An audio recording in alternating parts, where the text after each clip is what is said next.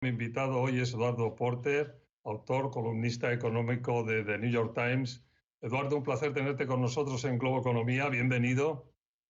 Hola, José Antonio. Gracias por invitarme. Y vamos a intentar hablar o poner un poco en el mapa cómo será este año que tenemos por delante en la economía de Estados Unidos. Yo decía que, y hemos titulado nosotros, que el proceso de normalización, pero todavía nada normal. No sé si estás de acuerdo con esa descripción. No, sin duda que nada normal. Tenemos una tasa de inflación que no hemos visto desde la administración Reagan y un crecimiento económico que también no hemos visto en décadas. Así que sin duda normal esto es, y además persiste este virus que no nos suelta. No suelta ni a nuestro nivel de salud ni al proceso económico. Y en un año que además, por un montón de circunstancias, la impresión que daría es que el estímulo, el impulso que hemos tenido en el año anterior con ese crecimiento no va a estar aquí, ¿no? No, claro, el estímulo que recibimos fiscal desde el comienzo de la pandemia y hasta el marzo del año pasado son una parte muy importante que explica el crecimiento económico tan robusto y la caída en el desempleo también tan fuerte que hemos experimentado. Y también, por otro lado, ha contribuido a este brote de inflación que ha sorprendido a muchos observadores económicos, incluyendo a aquellos en la Reserva Federal. En una descripción un poco, y es pedir mucho, pero tú si tuvieras que describir un poco la diferencia, cómo viene el año, ¿en dónde pondrías el enfoque? Bueno, en 2019 te lo voy a proponer como un desafío de política económica.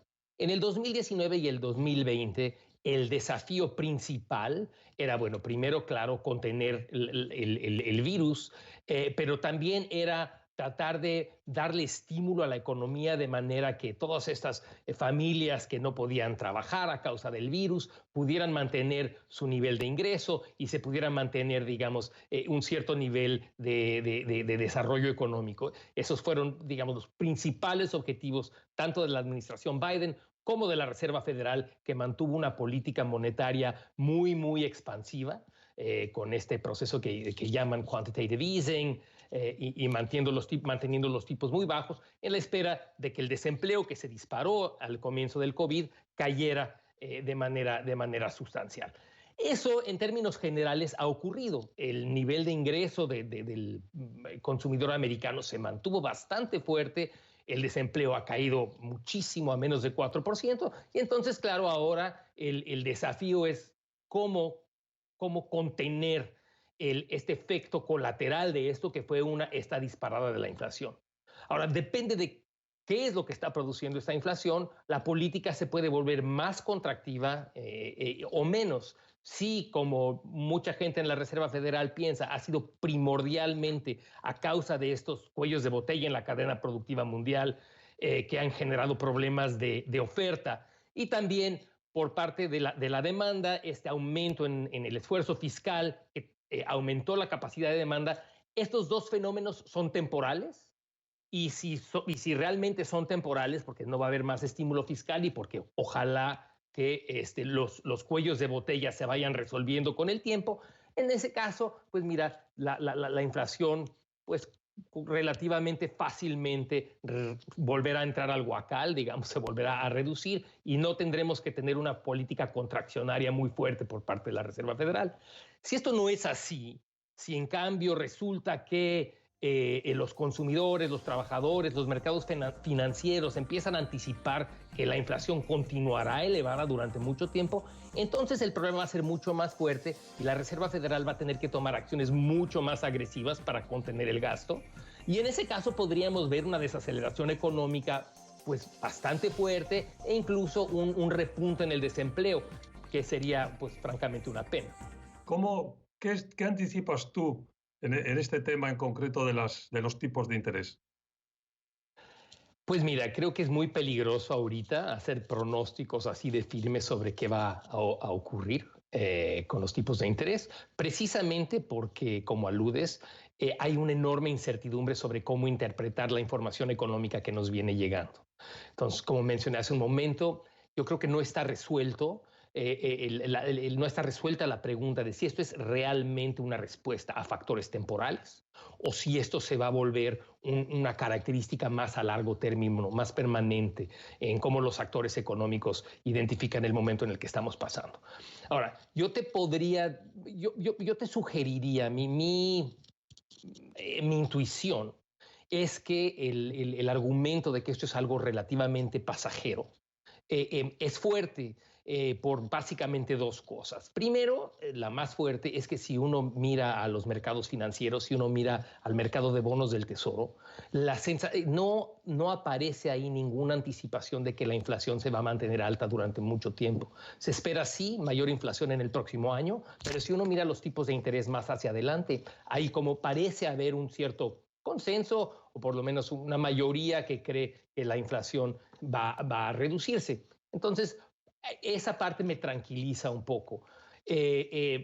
La parte que deja de tranquilizarme tanto es el hecho de que el virus continúa a hacer mella en las cadenas productivas, ¿no? Internacionales, en particular en China. Y eso pues podría estar reduciendo la oferta y estar apuntalando subidas de precios durante muchos meses hacia adelante. Entonces, hay que determinar entre estos distintos factores está todavía muy en el aire y yo creo que ni siquiera los miembros de la Reserva Federal tienen mucha clareza sobre cuándo van a empezar a levantar tasas de interés y cuántas veces lo van a hacer. El factor político y factor elecciones hemos titulado nosotros. Bueno, siempre son importantes, este año seguramente todavía un poco más, ¿no? No, sin duda. Yo lo que creo, y me parece que aludiste a esto al comenzar el programa, podemos esperar muy, muy poco del sistema político americano este año. Poco o quizá incluso nada, sobre todo del Congreso. Así que sí, lo veo un año en que la legislación no va a contribuir de ninguna manera al crecimiento económico o incluso a la salud de más largo plazo de la economía americana. Con lo cual ahí seguramente hay que olvidarse de cualquier tipo de estímulo fiscal, de aumentar un poco el tema de infraestructuras. Todo eso, no sé, salvo sorpresa, te pregunto, pero daría la impresión de que está ya terminado, ¿no? Sí, creo que estoy de acuerdo contigo.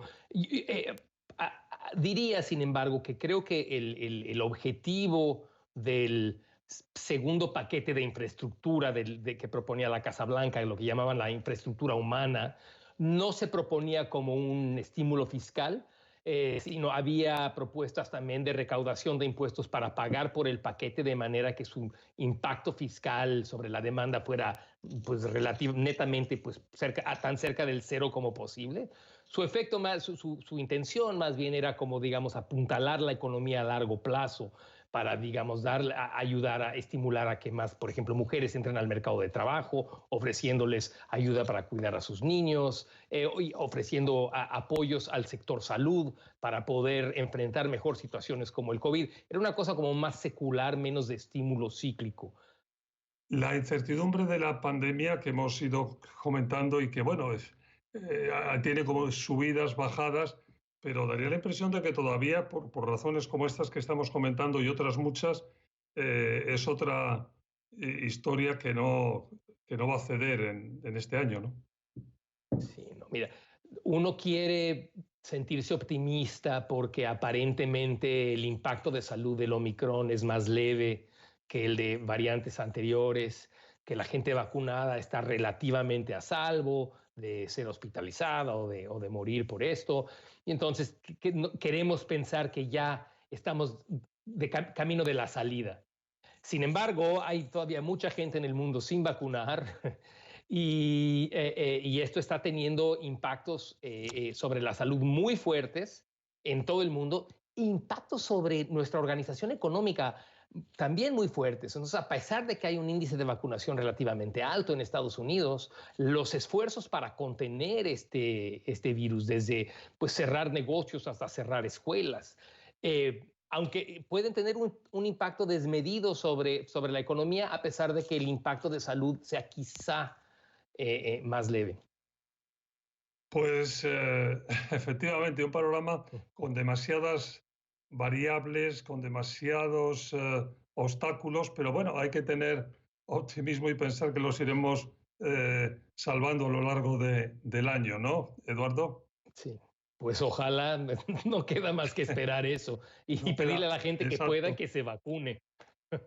exacto, ese es el gran tema en este momento, vacunación y resistencia en un momento complicado. Y en una economía que, bueno, se va normalizando, pero todavía dista mucho de ser normal, con lo cual hay que seguir empujando. Muchas gracias, Eduardo, por tu ayuda, por tu colaboración. Un placer tenerte en Globo Economía. Gracias a ti, ha sido un placer. Eduardo Porter, autor y columnista económico de The New York Times. Y gracias, por supuesto, a ustedes por su atención. Recuerden que estamos todos los fines de semana en nuestros horarios habituales y cuando ustedes deseen en nuestra edición de podcast, el audio de Globo Economía. Hasta la próxima semana.